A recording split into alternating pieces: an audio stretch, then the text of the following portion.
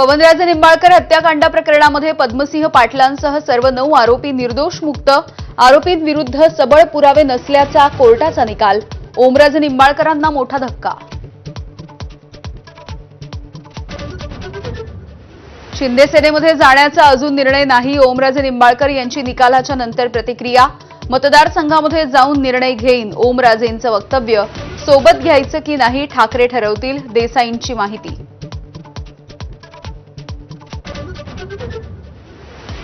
कोर्टाच्या निकालानंतर ओमराजे निंबाळकरांच्या कार्यकर्त्यांकडून धाराशिव बंदची हाक, दुकानं बंद करण्यासाठी सुरुवात, ओमराजेंचं कार्यालय देखील बंद। पवनराजे निंबाळकर हत्याकांड प्रकरणाचा निर्णय दुर्दैवी, उपमुख्यमंत्री एकनाथ शिंदेंची प्रतिक्रिया।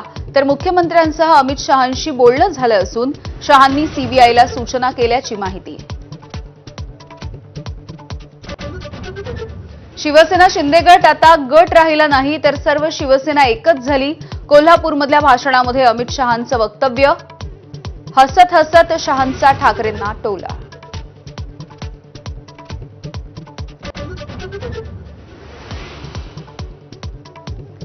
स्वाभिमान मेला की जिवंत प्रेत उरतं, खासदारांच्या फुटीवरती राज ठाकरेंचं वक्तव्य। केंद्रात देशात भाजपची सत्ता, मग 6 खासदार शिंदेंकडे का गेले, राज ठाकरेंचा सवाल।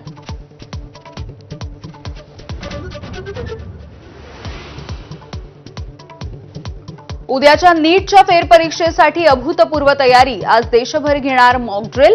परीक्षेसाठी 2 लाख कर्मचारी तैनात, हवाई दलाच्या हेलिकॉप्टरची देखील मदत।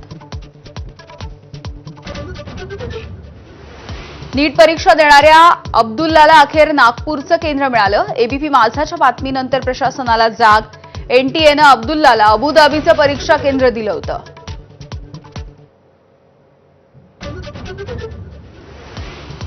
अरबी समुद्र आणि बंगालच्या उपसागरावरील मान्सूनची स्थिती पुन्हा एकदा